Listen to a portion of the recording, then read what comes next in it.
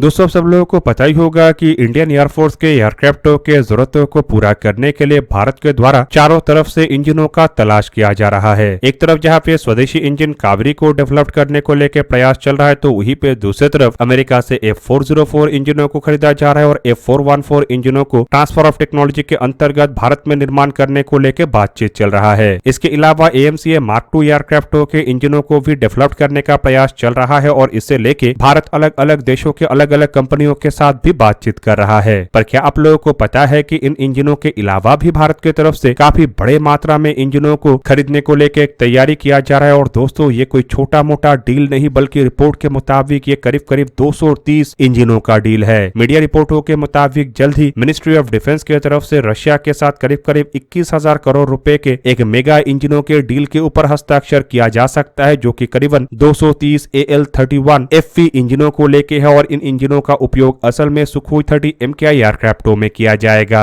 Economics times के report के मुताबिक इन इंजनों का इस्तेमाल करके इंडियन एयरफोर्स के बेड़े के सुखोई 30 MKI एयरक्राफ्टों के ताकत को और एनहेंस किया जाएगा। और ये इंजन भारत रशिया से डायरेक्टली नहीं खरीदेगा, बल्कि इंजनों को संपूर्ण रॉ मटेरियल से लेके फाइनल स्टेज तक भारत में ही हिंदुस्तान एरोनॉटिक्स लिमिटेड के द्वारा निर्माण किया जाएगा। अब दोस्तों सुखोई 30 MKI एयरक्राफ्टों को इंडियन एयरफोर्स के बैकबोन के रूप में देखा जाता है, क्योंकि फिलहाल इंडियन एयरफोर्स में यही एयरक्राफ्ट सबसे अधिक मात्रा में है। और ये 2 इंजन वाले एक हैवी वेट एयरक्राफ्ट है, जो कि काफी ताकतवर होने के साथ साथ काफी हाईली इक्विप्ड भी है। और मीडिया रिपोर्टों के मुताबिक इन एयरक्राफ्टों के ताकत को और एनहांस करने के लिए सुपर सुखोई प्रोजेक्ट को भी आगे बढ़ाया जा रहा है, जिसमें इंजनों को किसी दूसरे तरीके के इंजनों से रिप्लेस तो नहीं किया जाएगा, लेकिन बताया जा रहा है कि मिड लाइफ रिफिट के अंतर्गत जिन इंजनों के समय संपूर्ण हो चुका है, उन इंजनों को बदल के नए AL-31 FV इंजनों का उपयोग इन एयरक्राफ्टों में किया जाएगा। हालांकि मीडिया रिपोर्टों में यह भी क्लेम किया जा रहा है कि आने वाले सालों में सुखोई 30 MKI एयरक्राफ्टों के बेड़े को मेंटेन रखने के लिए भारत को केवल 230 इंजन नहीं, बल्कि काफी ज्यादा इंजनों का आवश्यकता है। और कम से कम 950 इंजन अगर भारत को मिलता है, तो सुखोई 30 MKI एयरक्राफ्ट बिना किसी मुश्किल के आने वाले 3 दशकों तक इंडियन एयरफोर्स के द्वारा इस्तेमाल किया जा सकेगा। यहाँ पे दोस्तों आप लोगों को ये भी जान के रखना चाहिए कि रशिया और यूक्रेन का लड़ाई शुरू होने के बाद सप्लाई चेन को लेकर जो इशू आ रहा है, वो भारत के लिए काफी मुश्किल पैदा कर रहा है, क्योंकि इससे सुखोई 30 MKI एयरक्राफ्टों से शुरू करके इंडियन आर्म फोर्सेस में इस्तेमाल होने वाले कई तरीके के सोवियत और रशियन ओरिजिन हथियारों के मेंटेनेंस में मुश्किलें आ रहा है। और इसी वजह से भारत चाहता है कि इस बार अगर इंजनों का डील होता है, तो रॉ मटेरियल से शुरू करके संपूर्ण इंजन को भारत में निर्माण किया जाए। जबकि कुछ रिपोर्टों में ये तक दावा किया जा रहा है कि इस बार इंजनों का निर्माण ही खाली भारत में नहीं होगा, बल्कि इसमें काफी बड़े अमाउंट में इंडिजिनियस कंपोनेंटों का भी उपयोग किया जाएगा, ताकि बाद में मेंटेनेंस को लेकर एटलीस्ट थोड़ा आसानी भारत को हो।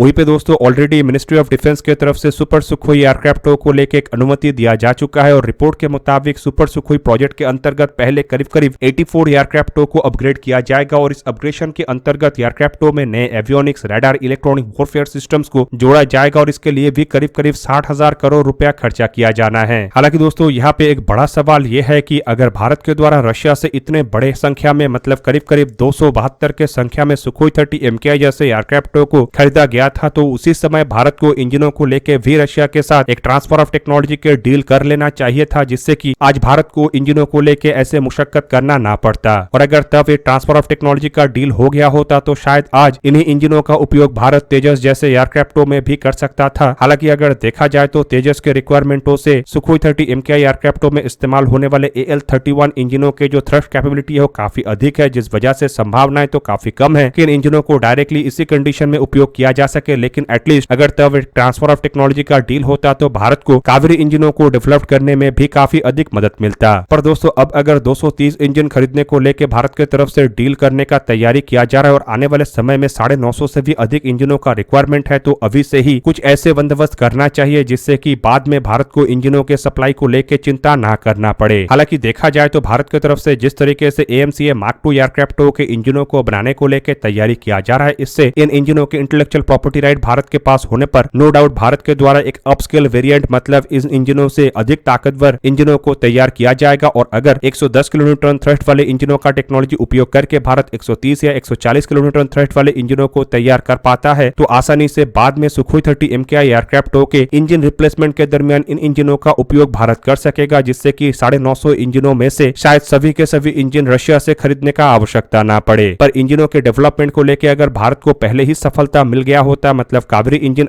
आज अगर सफल हो गया होता तो शायद अब तक हाई थ्रस्ट वाले इंजनों को डेवलप करने को लेकर भी भारत की तरफ से प्रयास शुरू किया गया होता और इसके वजह से आज भारत को इंजनों को लेकर ऐसे दर दर भटकना ना पड़ता। अब दोस्तों एक तरफ जहां पे सुखोई 30 MKI एयरक्राफ्टों में इस्तेमाल होने वाले इंजनों को लेकर भारत की तरफ से एक बहुत बड़ा तैयारी किया जा रहा है, तो वहीं पे दूसरी तरफ तेजस मार्क 2 और AMCA मार्क 1 एयरक्राफ्टों में इस्तेमाल होने वाले इंजन मतलब F414 इंजनों को लेकर भी हिंदुस्तान एरोनॉटिक्स लिमिटेड की तरफ से एक मेगा तैयारी किया जा रहा है। अब दोस्तों आप लोगों को पता ही होगा कि जो F414 इंजन है इसे असल में भारत में ट्रांसफर ऑफ टेक्नोलॉजी के अंतर्गत निर्माण किया जाएगा और रिपोर्ट के मुताबिक इन इंजनों को निर्माण करने का जो जिम्मेदारी है वो फिलहाल हिंदुस्तान एरोनॉटिक्स लिमिटेड को दिया गया है और हिंदुस्तान एरोनॉटिक्स लिमिटेड नए इंजनों को निर्माण करने के लिए अपने फैसिलिटी को भी बनाने का तैयारी कर रहा है और रिपोर्टों में यह भी दावा किया जा रहा है कि बेंगलुरु में हिंदुस्तान एरोनॉटिक्स लिमिटेड की तरफ से साइट को भी आइडेंटिफाई कर लिया गया है जहां पे कि ये नए इंजनों के मैन्युफैक्चरिंग फैसिलिटी को तैयार किया जाना है। वहीं पे दोस्तों अगर लोकेशन को आइडेंटिफाई किया गया है तो एक बात ये साफ है कि भारत में F414 इंजन अवश्य बनेगा। हालांकि अभी तक F414 इंजनों को लेकर भारत और अमेरिका के बीच में किसी भी तरीके का कोई भी डील के ऊपर हस्ताक्षर नहीं हुआ है, पर ज्यादातर अमेरिकी अथॉरिटी के तरफ से इंजनों को लेकर क्लियरेंस दिया जा चुका है जो कि एक पॉजिटिव बात है। पर वहीं पे अमेरिका के स्वभाव को देखते हुए यही लग रहा है कि इन इंजनों के डील को लेकर भी अमेरिका के द्वारा नो डाउट भारत के आर्म ट्विस्टिंग करने का प्रयास किया जाएगा। इवन दोस्तों हिंदुस्तान एरोनॉटिक्स लिमिटेड के वरिष्ठ अधिकारी के तरफ से ये भी दावा किया जा रहा है कि एक बार इंजन के डील के ऊपर हस्ताक्षर होने के 2 साल के अंदर हिंदुस्तान एरोनॉटिक्स लिमिटेड के द्वारा ये नए फैसिलिटी को तैयार कर लिया जाएगा और नए फैसिलिटी में कम से कम तेजस मार्क 2 एयरक्राफ्टों के लिए 99 इंजनों को तो इनिशियली बनाया अवश्य जाएगा, जबकि अलग अलग रिपोर्टों के मुताबिक भारत में कम से कम 400 इंजनों को तैयार किया जाएगा ताकि तेजस मार्क 2, AMCA मार्क 1 और twin engine deck base fighter एयरक्राफ्टों के जरूरतों को पूरा किया जा सके। हिंदुस्तान एरोनॉटिक्स लिमिटेड के वरिष्ठ अधिकारी के बयान के मुताबिक एक बार फैसिलिटी अगर तैयार हो जाता है तो उसके करीब करीब 3 साल के बाद से ही हिंदुस्तान एरोनॉटिक्स लिमिटेड इन इंजनों को प्रोड्यूस करके तेजस मार्क 2 एयरक्राफ्टों के लिए सप्लाई कर सकेगा। मतलब भारत को अपना पहला स्वदेशी F414 इंजन के लिए डील के हस्ताक्षर के बाद करीब करीब 5 साल का इंतजार करना पड़ेगा और अगर इस साल के अंत तक डील के ऊपर हस्ताक्षर हो जाता है तो एक्सपेक्ट किया जा रहा है कि साल 2029 तक तेजस मार्क 2 एयरक्राफ्टों के इंजनों को भारत में तैयार कर लिया जाएगा, जिससे कि एयरक्राफ्टों के असेंबली के समय इन एयरक्राफ्टों में मेक इन इंडिया F414 इंजनों को इंटीग्रेट किया जा सके। हालांकि फिलहाल तेजस मार्क 2 एयरक्राफ्टों के प्रोटोटाइपों को निर्माण करने के लिए ऑलरेडी अमेरिका से सप्लाई F414 इंजनों का उपयोग किया जा रहा है। हालांकि यहाँ पे बेंगलुरु में फैसिलिटी को तैयार करना भी कोई छोटा मोटा बात नहीं है, बल्कि इसके लिए भी हिंदुस्तान एरोनॉटिक्स लिमिटेड को कई तरीके के चैलेंजेस का सामना करना पड़ रहा है, जिनमें एनवायरमेंटल क्लियरेंस से लेके फैसिलिटी को इस तरीके से भी बनाना है जिससे कि एनवायरमेंट के ऊपर किसी भी तरीके का कोई बैड इफेक्ट ना पड़े। अब दोस्तों यहाँ पे आप लोगों को ये भी जान के रखना चाहिए कि हिंदुस्तान एरोनॉटिक्स लिमिटेड ये कोई पहले इंजन का निर्माण नहीं करेगा, बल्कि इससे पहले कंपनी की तरफ से सुखोई 30 MKI एयरक्राफ्टों के लिए AL31 इंजनों का निर्माण किया जा चुका है और जो करंटली एडिशनल AL31 FP इंजनों को खरीदने का बात कहा जा रहा है उसके भी निर्माण का जो जिम्मेदारी है वो हिंदुस्तान एरोनॉटिक्स लिमिटेड के पास ही रहेगा। जबकि इसके अलावा शक्ति 1H1 इंजनों को भी मतलब ध्रुव और अन्य स्वदेशी हेलीकॉप्टरों में इस्तेमाल होने वाले इंजनों को भी सैफ्रॉन हेलीकॉप्टर इंजन मतलब फ्रांस के कंपनी के साथ मिलकर ज्वाइंट वेंचर के अंतर्गत हिंदुस्तान एरोनॉटिक्स लिमिटेड के द्वारा ही तैयार किया गया है। जबकि इसके अलावा IMRH हेलीकॉप्टरों के प्रोजेक्ट के लिए भी एक नए इंजनों को ज्वाइंट डेवलपमेंट में डेवलप करने को लेकर भी हिंदुस्तान एरोनॉटिक्स लिमिटेड और सैफ्रॉन के बीच में ही काम चल रहा है और रिपोर्ट के मुताबिक जल्द ही ये इंजन भी बनके तैयार हो जाएगा और हिंदुस्तान एरोनॉटिक्स लिमिटेड के एक अन्य फैसिलिटी में इसका भी निर्माण किया जाएगा। जबकि इसके अलावा आप लोगों को ये भी बता दूं कि कुछ गैस टरबाइन इंजन मतलब जहाजों में इस्तेमाल होने वाले इंजनों के निर्माण में भी हिंदुस्तान एरोनॉटिक्स लिमिटेड की तरफ से भूमिका निभाया जाता है। मतलब भारत के जो हिंदुस्तान एरोनॉटिक्स लिमिटेड जैसे कंपनी है ये केवल मात्र एयरक्राफ्टों का निर्माण ही नहीं करता है बल्कि कई तरीके के और प्रोजेक्टों में भी जुड़ा हुआ है जो कि आए दिन भारत को हथियारों के मामले में आत्मनिर्भर करने में मदद कर रहा है। दोस्तों आप लोगों को क्या लगता है कि अमेरिका के रवैये को देखते हुए क्या भारत को अमेरिका के साथ F414 इंजनों के डील के अंतर्गत आगे बढ़ना चाहिए या फिर अभी से ही किसी और एक इंजन को चुनते हुए तेजस मार्क 2 एयरक्राफ्टों में इंजन को बदलना चाहिए? कमेंट करके अपनी राय अवश्य दीजिए। दोस्तों आज के इस वीडियो को यहीं पे ही करते हैं समाप्त। किसी और एक दिन किसी और एक वीडियो में मिलेंगे, तब तक के लिए जय हिंद, वंदे मातरम।